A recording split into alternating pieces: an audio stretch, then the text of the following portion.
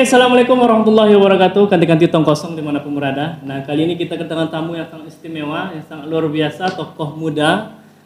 Bersamanya Kak Julia Eva Putri, SPD MPD. Betul? Iya. Kak Julia gimana nih kabarnya? Alhamdulillah luar biasa ya. Karena puasa mungkin ya. Jadi tenaga. Gak kurang tenaga, tapi kita harus tetap semangat. Harus tetap semangat anak muda. Nah, itu dia yang penting lah semangat anak muda. Nah, buat ganti-ganti tong kosong mungkin penasaran siapa sih orang ini? Nah, kita akan kenal dulu terlebih dahulu siapa sih Kak Julia Eva Putri sebenarnya.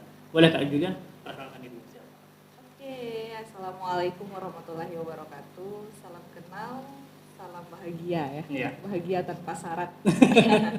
Itu yang Oke, penting. perkenalkan saya Julia Eva Putri. Memang backgroundnya S1, S2, sekarang sedang jalan. S3 di bidang bimbingan dan konseling. Ya, 1 S2 S3 BK semuanya. Berarti linear ya? Linear semua. Nah, buat ganti-ganti tong kosong mungkin penasaran sih kenapa Kak Eva hadir bersama kita saat ini. Karena kita melihat yang terjadi di Kabupaten Kerinci khususnya sudah banyak sekali bullying yang terjadi di kalangan remaja. Makanya kita angkat tema kali ini stop bullying di kalangan remaja. Nah, sesuai ya sama background pendidikan beliau. Nah, Kak Julia, selain daripada kuliah, mengajar apa, ada kesibukan lain? Ya, saat ini memang fokus ke kuliah sama ngajar di kampus di Sungai Pinang ya. Cuman itu aja kesibukannya. Ya, sekarang Sekarang fokus ke sana dulu. Iya. Selesaikan studi dulu kan. Nah, baik kita masukkan beberapa pertanyaan untuk Kak Julia nih. Kenapa sih Kak Julia? Apa yang menyebabkan faktor apa sih yang menyebabkan bullying itu bisa terjadi saat ini? Padahal memang terjadi juga gitu kan. Kenapa saat ini sangat marak sekali terjadi bullying? Apakah jadi tren atau bagaimana? Oke, sebenarnya seperti ini. Kalau saya melihat ya. Iya. Kalau dilihat dari dulu sampai sekarang, sebenarnya bullying ini kan memang sudah terjadi. Betul. Sempat pada tahun 2018 dari 78 negara itu, Indonesia ini peringkat 5 bullying peringkat terbanyak. 5 di dunia. Dari 78 negara. 78 negara yang kalau kita melihat sebenarnya ini kan sering terjadi. Betul. Tapi kemampuan korban speak up ini yang agak kurang ya. Betul. Dan kadang-kadang tuh hanya menerima perlakuan dari pelaku. Nah, jadi kita berbicara dulu mengenai pengertian bullying dulu gitu ya. Jadi bullying ini sebenarnya kan tingkah laku agresif. Yang dilakukan oleh seseorang atau kelompok orang kepada orang lain yang tujuannya memang ingin menyakiti, baik itu secara verbal, secara fisik dan sebagainya gitu ya. Tapi memang bullying ini kan sedang marak-maraknya di Kerinci terjadi. Itu dia. Gitu ya. Dan ini saya melihat dampak dari sosial media luar biasa. Kalau dulu mungkin terjadi juga, tapi memang dampak sosial media itu kan kurang dulu ya. Kalau sekarang kan dikit langsung viral ya. Gitu. Jadi kalau untuk faktor-faktor yang mempengaruhi bullying ini tetap juga faktor X dan Y tadi. Nah, faktor X-nya seperti apa? Iya gitu. Jadi kalau kita membahas, kita melihat kan anak yang banyak melakukan bullying ini kan memang di usia remaja. Betul.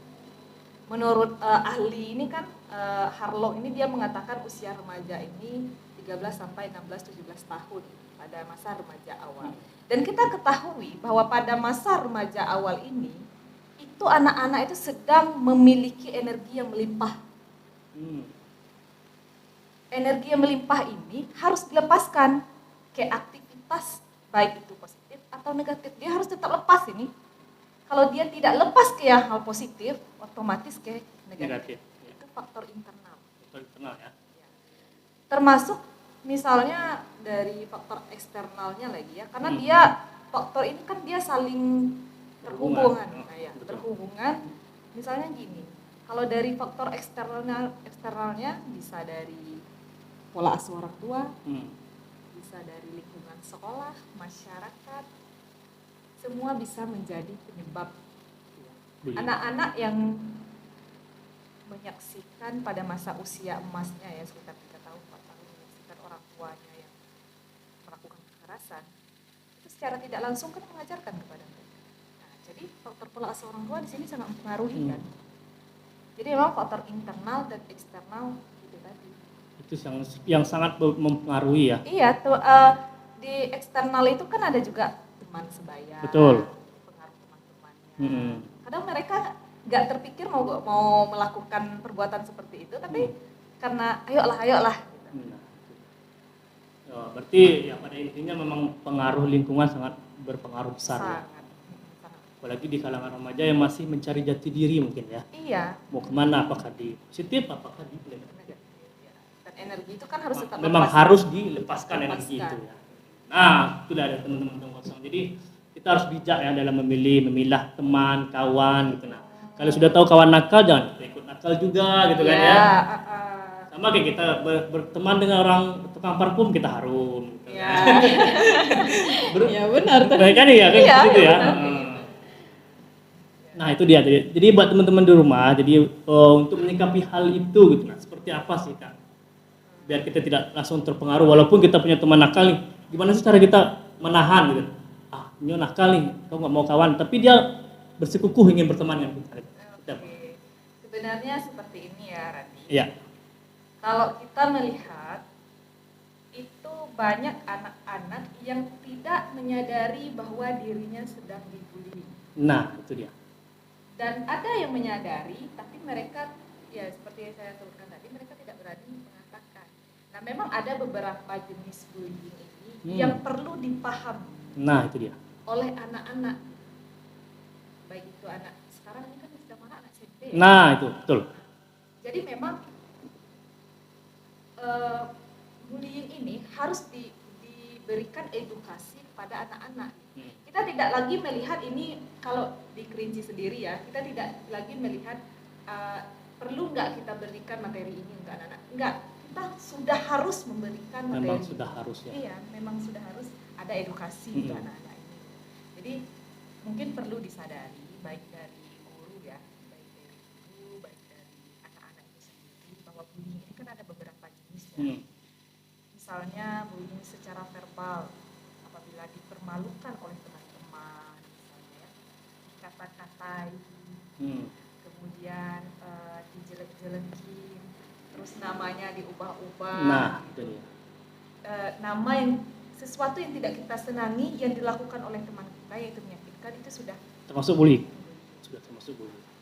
Kemudian secara fisik itu dampaknya itu nampak meremah, kadang-kadang kan ditinju, didorong, Pukul segala macam iya, ya. dipukul segala macam lah ya, diperas, diminta uang jajannya itu kan banyak terjadi. Iya betul sekali. Nah kadang-kadang yang kita sayangkan anak ini dia tidak tahu kalau dia sedang dibully gitu. Nah.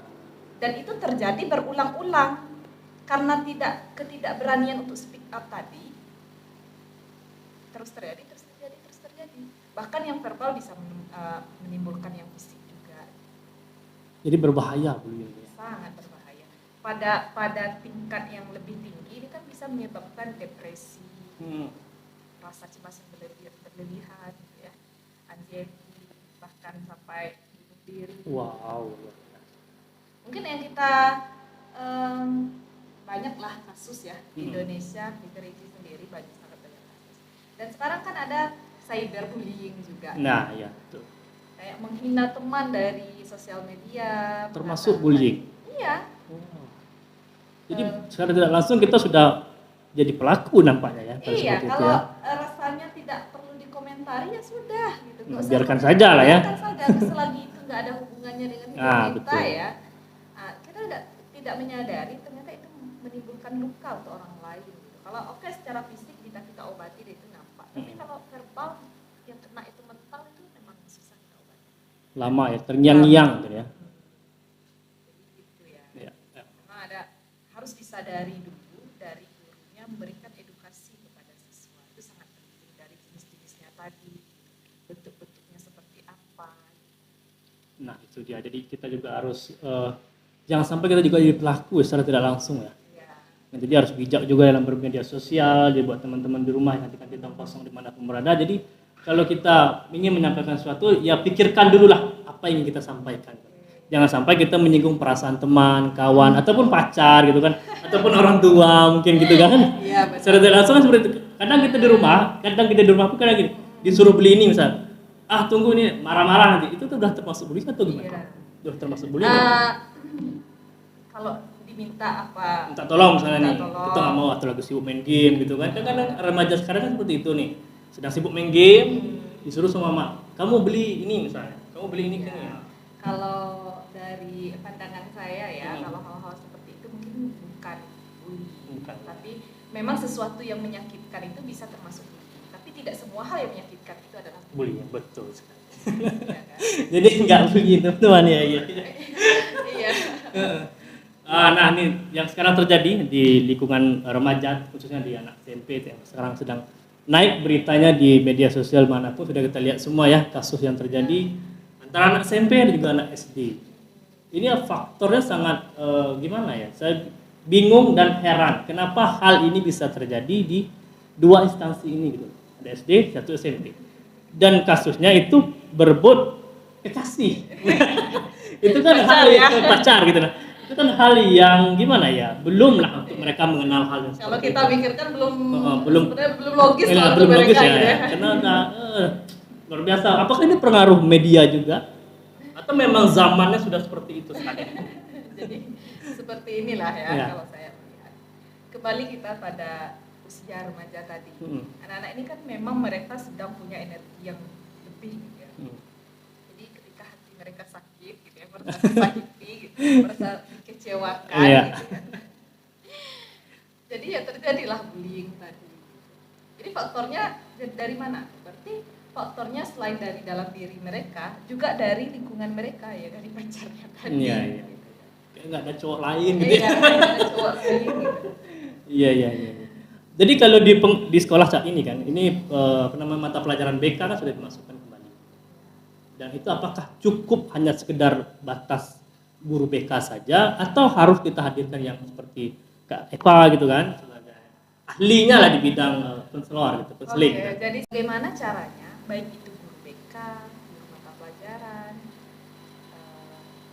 kepala sekolah itu bekerja sama, ini untuk sekolah ya. Ya, itu sekolah. Ini untuk sekolah. Bekerja sama, bagaimana caranya memberi edukasi kepada siswa mengenai apa itu bullying, siapa yang merasakan bullying, Iya. itu perlu ada kerja sama. Di tingkat yang lebih lanjut, tentu di sini kita harapkan adanya kepedulian yang lebih jauh menjadi tindakan dari dinas pendidikan. Nah, Jadi kalau kita perhatikan sekarang di Kerinci ini, itu menjadi topik yang selalu trending. nah betul. Ya. Jadi tindakan dari dinas pendidikan ini yang kita harapkan. Apakah ada misalnya seperti pelatihan untuk guru BK, bagaimana mengatasi bullying, atau bentuk kerjasama apa saja yang bisa menekan angka bullying ini. Dari sekolah harus juga berkoordinasi dengan orang tua. Karena sebanyak-banyaknya waktu anak yang dihabiskan sekolah, orang tua mereka kan lebih dulu ya. Lingkungan mereka di rumah kan sangat penting. Jadi koordinasi antara guru dan orang tua. Yang penting. Iya. Kalau kita melihat dari orang tua lagi gimana? Memang kita harus melakukan pendekatan pada anak.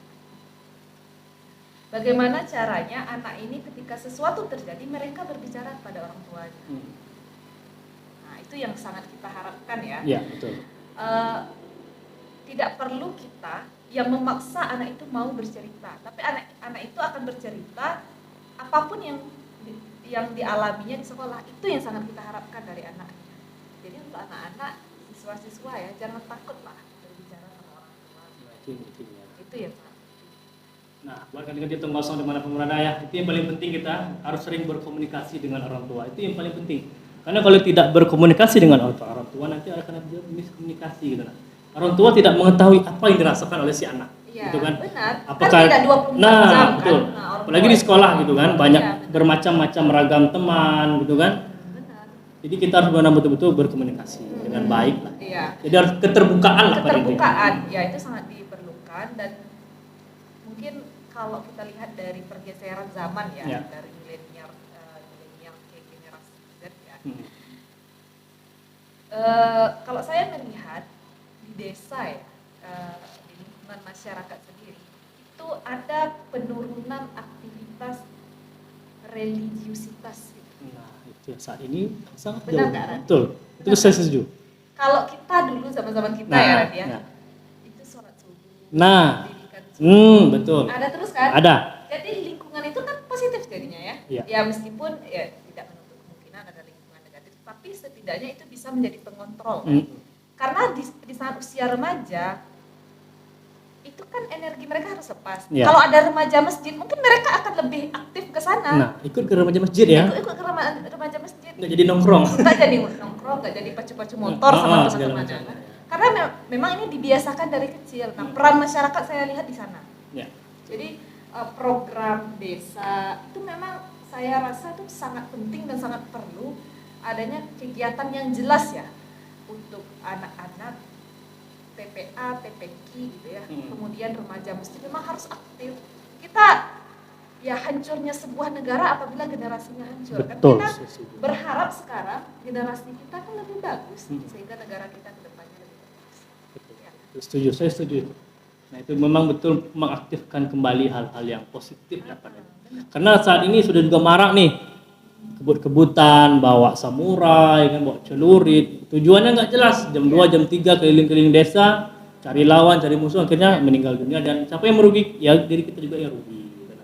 Jadi bijaklah dalam berteman, pilihlah teman yang baik, gitu, yang mengarahkan kita ke dunia yang positif tentunya, bukan ke toko dimana pun berada ya. Nah, untuk pertanyaan selanjutnya mungkin sebagai closing statement ya dari Kak Eva, gimana sih kita sebagai orang tua, sebagai guru, sebagai anak mengatasi hal yang terjadi saat ini, bullying itu? Saya bisa hanya mengatakan satu hal, Ya. kolaborasi. Kolaborasi. Iya. Orang tua, sekolah, masyarakat. Itu yang paling penting. Dan di sini yang paling penting karena subjeknya adalah siswa anak ya. Kolaborasi anak ini tidak bisa kita inikan ya. Diabaikan tidak bisa. Bagaimana orang tua mungkin setiap hari tidak bisa mengikuti seluruh kegiatan anak ya, tapi setidaknya setiap malam itu tanyakan apa yang terjadi. Betul. Kadang perhatian itu yang kurang. Itu yang kurang. Nanti kalau ada apa-apa ceritanya dengan ibu ya. Pendidikan yang seperti itu. Iya. Nah, itu dia buat teman-teman tong kosong dimanapun berada ya. Mungkin kayak Eva closing statement kita hari ini apa? Dalam konteksnya stop bullying ya. Stop bullying gitu ya. Nah, buatnya Kak Eva sebagai closing statement kita pada sore hari ini tentang temanya stop bullying itu seperti apa buat kalangan remaja pada saat hari ini? Ya, untuk remaja ya. Untuk remaja ya. Ya. Orang tua, guru, dan lingkungan masyarakat itu merangkulmu. Apapun yang kamu rasakan, sampaikan. Apapun itu bentuknya. Tidak ada kemarahan dari orang tua, kemarahan dari guru, dari orang lain ketika kamu merasakan sesuatu yang tidak mengenakan dan itu menyakiti hati. Jadi sampaikan apapun yang kamu rasakan. Mungkin itu yang paling penting dari saya ya.